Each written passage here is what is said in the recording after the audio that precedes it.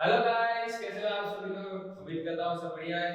ठीक है, हंस खेल कूद रहे होंगे। ठीक है, ये हमारा नया यूट्यूब चैनल है जिसे हमने अभी अभी स्टार्ट किया अगस्त मंथ में। बहुत लेट हो गया है लेकिन कोई बात नहीं, अब हमने स्टार्ट किया है तो हम ढंग से पढ़ने वाले हैं और एक से एक छोटा से छोटा कॉन्सेप्ट या फिर छोटे से छोटे टॉपिक को कवर करते हुए पूरा सिलेबस पढ़ेंगे आपके एग्जाम से पहले। ठीक है, और बेसिक चीजें जैसे पढ़ेंगे हम लोग, पूरे कॉन्सेप्ट्स पढ़ेंगे, फार्मूलाज पढ़ेंगे, शॉर्ट ट्रिक्स पढ़ेंगे, क्वेश्चन को डिकोड कैसे करते हैं वो सब पढ़ेंगे और बहुत ढंग से पढ़ेंगे। ठीक है, तो चलिए स्टार्ट करते हैं आज से हमारे नए चैप्टर, पहले दिन से पहला चैप्टर। ठीक है, कौन सा? Real numbers. तो रियल नंबर्स के बारे में कुछ ऐसी छोटी चीजें हमें पता होनी चाहिए या फिर हमें पता होना चाहिए कि जो हमारे एनसीईआरटी में नहीं दी गई है लेकिन वो हमें पता नहीं चाहिए क्योंकि वो हमारे बोर्ड एग्जाम्स में आती है। ठीक है, हम लोग वहां से स्टार्ट करते हैं कुछ बेसिक से। जैसे आप लोगों को पता होना चाहिए पहली बात तो इवन नंबर और नंबर्स क्या होते हैं। ठीक है, जैसे इवन नंबर्स क्या होते हैं? 2 4 6 8 10, ये हमारे इवन नंबर्स होते हैं। और ऑड नंबर्स क्या होते हैं? ठीक है, ऑड नंबर्स क्या होते हैं? जैसे कि 1 3 5 7 9, ये हमारे ऑड नंबर होते हैं। इसके अलावा आपको पता होना चाहिए प्राइम नंबर्स कंपोजिट नंबर्स के बारे में क्या क्या होते हैं। ठीक है, अब ये हमारे प्राइम नंबर्स क्या होते हैं? ठीक है, 2 3 5 7, ये हमारे क्या होते हैं? प्राइम नंबर्स होते हैं। उसके अलावा कंपोजिट नंबर्स के बारे में पता होना चाहिए हमें। कंपोजिट नंबर्स के बारे में पता होना चाहिए। तो कंपोजिट नंबर्स क्या क्या होते हैं? ठीक है, 4 6 8 9, ये हमारे क्या है? कंपोजिट नंबर्स होते हैं। इसके अलावा और क्या पता होना चाहिए कि 1 is neither prime no composite. ठीक है, अब यहाँ पे एक बात क्या पता चलनी चाहिए हमको कि 1 जो है ना ही प्राइम नंबर है और ना ही कंपोजिट नंबर है। ये आपके बोर्ड का सबसे फेवरेट क्वेश्चन है जो कि आपको पता होना चाहिए कि ये क्वेश्चन बोर्ड के एग्जाम में आता है। ठीक है, इसके अलावा और क्या पता होना चाहिए कि there are 25 prime numbers between 1 to 100। ठीक है, अब इसका कहना है मतलब कि 1 से लेकर 100 तक की गिनती के अंदर टोटल 25 प्राइम नंबर्स होते हैं। ठीक है, ये आपको पता होना चाहिए कि कितने प्राइम नंबर्स होते हैं 1 to 100 के बीच में। तो there are 25 prime numbers between 1 to 100। और इसके अलावा क्या कि there are 74 composite number between 1 to 100। अब यहाँ पे 74 क्यों आया सर? ठीक है, अब यहाँ पे 74 आने का रीजन ही हमने यहाँ पे लिख दिया कि जो 1 है ना ही प्राइम नंबर है और ना ही कंपोजिट नंबर है। तो अगर 70 तो अगर 25 प्राइम नंबर्स है तो वहाँ पे हमारे पास 74 ही कंपोजिट नंबर बचेंगे क्योंकि एक जो जो 1 है वो तो ना ही कंपोजिट है ना ही प्राइम है, तो गिनती से ही बार हो गया। ठीक, इसके आगे हमारे पास और जो पता होना चाहिए वो है कि को प्राइम नंबर क्या होते हैं। ठीक है, को प्राइम नंबर्स क्या होते हैं? ठीक है, यहाँ पर हम लिख देंगे those numbers whose HCF is 1। अब यहाँ पे क्या है, क्या मतलब है कि ऐसे कोई भी दो नंबर्स। ठीक है, यहाँ पे हम लोग को दिए टू नंबर्स दे दिए, two numbers whose HCF is 1। ठीक है, ऐसे दो नंबर्स जिनके HCF जो होगा वो 1 होगा। अब इसके कहने का मतलब क्या होता है? जैसे अगर मैं यहाँ पे 4 डिवाइडेड बाय 6 लिखूं तो इसके कहने का मतलब क्या?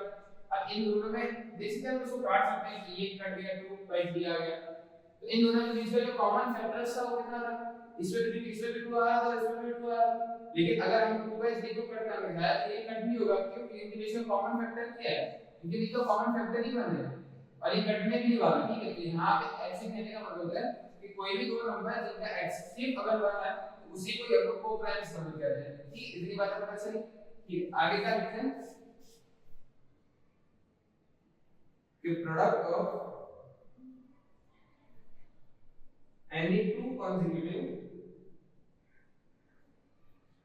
integers, the product of any two consecutive integers is always even, is always even। यहाँ पे कहने का मतलब क्या? consecutive वर्ड का मतलब पहले आप लोग समझे।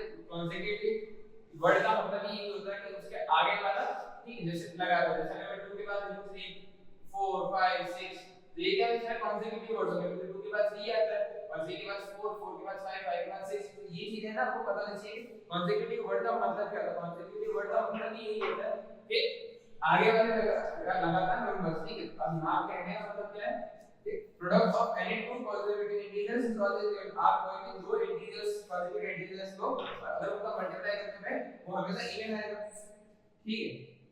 और यहां पे सबसे इंपॉर्टेंट बात ये है कि every consecutive integers are co-prime, ठीक है। अब यहाँ पे कहने का मतलब क्या हो गया, ठीक है। अब यहाँ पे एग्जांपल की तरह इसको समझ सकते हैं कि एग्जांपल अगर मैं दूं तो यहाँ पे क्या जाएगा, जैसे 2 3 हो गया, ठीक है, 5 7 हो गया, 7 9 हो गया, या फिर कोई भी आप कोई तो कॉन्सेक्यूटिव इंटीजर्स को ले तो उन जो वो दोनों का पेयर जो रहेगा वो ऑलवेज को पेयर रहेगा, मतलब उनके बीच में जो फैक्टर रहेगा वो हमेशा बन रहने वाला है, ठीक है। तो चलिए इतनी चीजें छापिए, अभी फिर आगे हम लोग बढ़ते हैं। वीडियो को पॉज कीजिए और इतनी चीजें अपने नोटबुक में लिखिए, फिर हम लोग आगे बढ़ते हैं।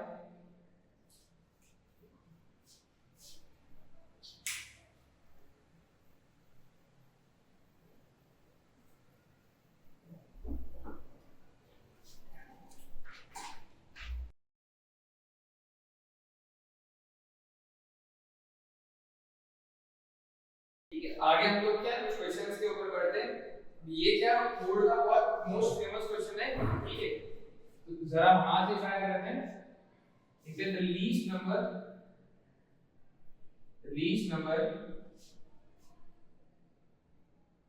which is divisible by 1 to 10।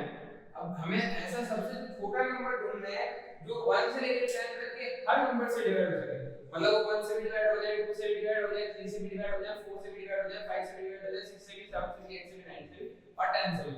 आप ऐसा ना समझे ना खाली 1 और 10 को छोड़ना है और बाकी के लिखिए, तो ये ना ये बहुत इंक्लूसिव है, मतलब ये दोनों भी उस नंबर के अंदर काउंट होंगे, मतलब आपका, ठीक है, 1 2 3 4 5 6 7 8 9 एंड 10 ये सारे नंबर से वो नंबर डिवाइड होना चाहिए। ये बोर्ड का बहुत अच्छा खासा सवाल है जिसका आंसर होगा 2520, ठीक है, 2520। ये नंबर आपको याद रखना है जब तक आपकी बोर्ड एग्जाम खत्म ना हो जाए या उसके बाद भी, कि आपको ये पता होना चाहिए कि ऐसा कौन सा सबसे छोटा नंबर है जो 1 से और 1 to 10 से हर नंबर से डिवाइड होता है। ऐसा कौन सा नंबर है 2520। 2520 एक ऐसा नंबर है जो 1 से लेकर 10 तक सब नंबर से डिवाइड होता है, ठीक है। उसके बाद जो अगला सवाल आप देखिए, ठीक है, अगला सवाल क्या आ जाएगा, if x and y are prime numbers, ठीक है, prime numbers, then HCF of x plus y and x minus y तो कितना होगा, ठीक है। ये भी बहुत अच्छा खासा सवाल है, देखा जाए तो कि अगर x और y, अगर x एंड y अगर प्राइम नंबर्स है तो उनका x plus y और x minus y का जो HCF होगा वो कितना होगा वो हमें बताना, तो वो जो होगा वो होगा 1 and 2, ठीक है। ये चीज भी आपको याद रखना है, 1 and या फिर 1 और 2 लिख सकते हैं, 1 और 2, ठीक है। 1 और 2 दो ऐसे दोनों में से कुछ भी आ सकता है, ठीक है। 1 and 2 में दोनों में से कुछ भी आ सकता है अगर x plus y और x minus y की जब बात करें, ठीक है, ठीक है। अगला क्या आ जाएगा, अगला एक ट्रू फॉल्स की तरह देख सकते हैं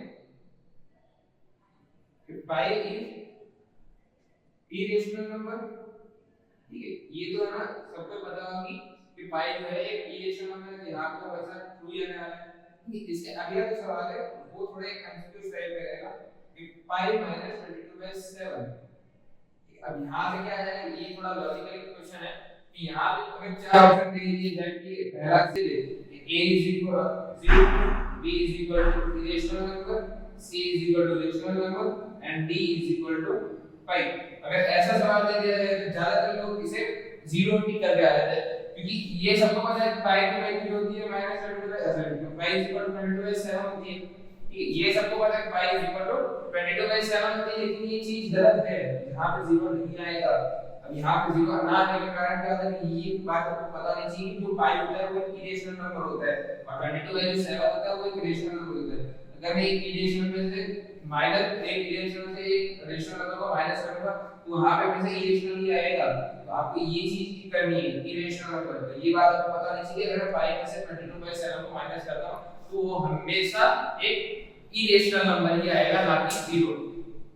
ये एक छोटी सी क्लास थी हमारी आज की, जिसे हम लोग आज ये भी खत्म कर देते हैं। ठीक है, अगर पसंद आया हो तो सब्सक्राइब कीजिए, ठीक है, और शेयर कीजिए अपने फ्रेंड्स के साथ, ताकि उन्हें भी ऐसी छोटी-मोटी चीजों का नॉलेज हो और आगे वो लोग शेयर करें।